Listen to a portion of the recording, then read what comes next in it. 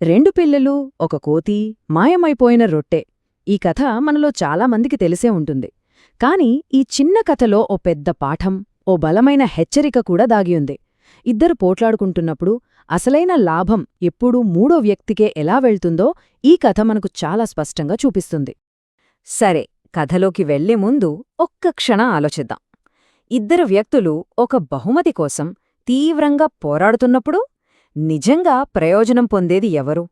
ఆ పోరాడుతున్న వాళ్ళా, లేక వాళ్ళిద్దరి మధ్య గొడవను వాడుకొని సైలెంట్గా లాభపడే ఇంకెవరైనా ఉంటారా? ఈ కథలో సమాధానం మనకు దొరుకుతుంది.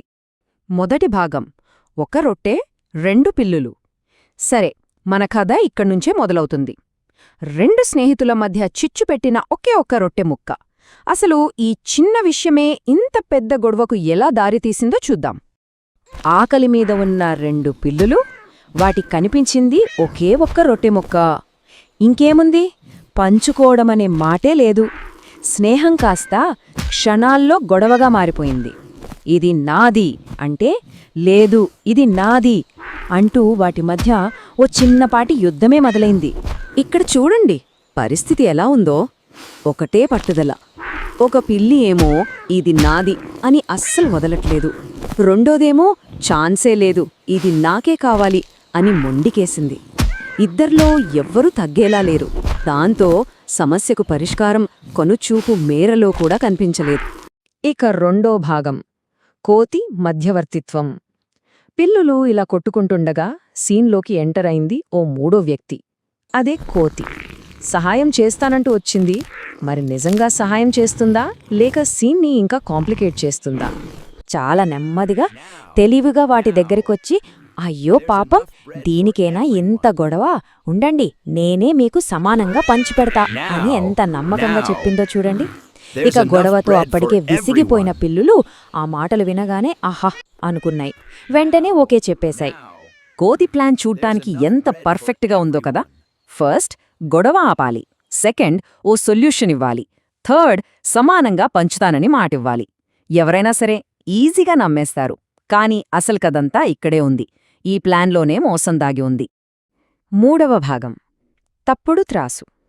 సరే, మాటలైతే చెప్పేసింది, మరి చేతల్లో ఏం చేసిందో చూద్దామా?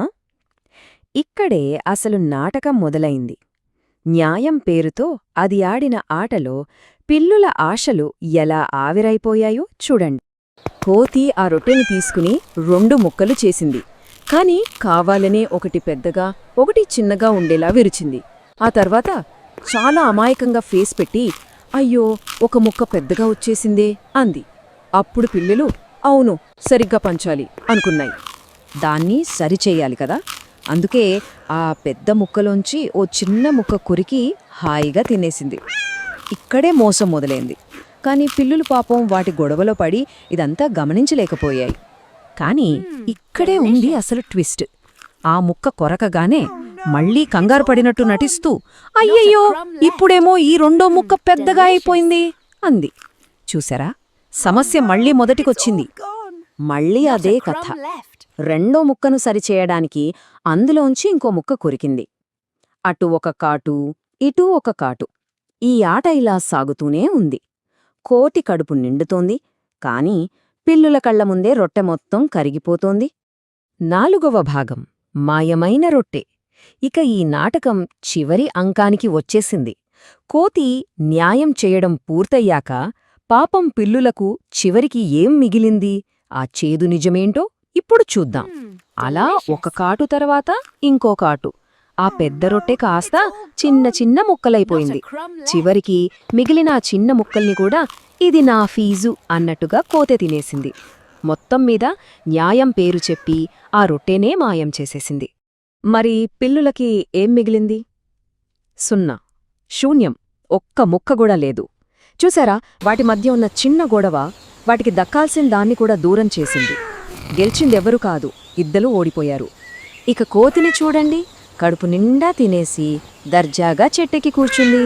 కిందేమో ఈ రెండు పిల్లులు ఆకలితో, మోసపోయామన్న బాధతో ఒకదాన్నొకటి చూసుకుంటూ నిలబడిపోయాయి. గొడవ వల్ల వాటికి ఒరిగిందేమీ లేదు, ఉన్నది కూడా పోయింది. ఇక చివరి భాగం, కథ చెప్పే నీతి. ఓకే, ఇప్పటిదాకా మనం ఒక కథ విన్నాం. బాగుంది. కాని దీన్ని వెనుక ఉన్న అసలు నీతి ఏంటి? ఈ కథ మనకేం నేర్పిస్తుందో ఇప్పుడు చూద్దాం. ఈ కథ మొత్తంలో మనం గుర్తుపెట్టుకోవాల్సిన ఒకే ఒక్క విషయం ఇది. ఎప్పుడైనా సరే ఇద్దరూ కొట్టుకుంటుంటే ఆ లాభం ఎప్పుడూ మూడోవాడికే వెళ్తుంది. అచ్చం మన పిల్లుల గొడవలో కోతి లాభపడినట్టే అన్నమాట. ఒక్కసారి ఆలోచించండి. ఈ పిల్లుల స్థానంలో దేశాల్ని, కంపెనీలని, చివరికి మన ఇరుగుపొరుగు వాళ్ళని పెట్టి చూడండి. సహాయం చేస్తామంటూ మధ్యలో దూరి చివరికి మొత్తం లాభంతో వెళ్ళిపోయే ఇలాంటి కోతులు మన చుట్టూ, మన చరిత్రలో ఎన్నోసార్లు కనిపించలేదా? అందుకే గొడవపడే ముందు ఒక్క క్షణం ఆలోచించాలి. మన పోరాటం వల్ల నిజంగా లాభపడేది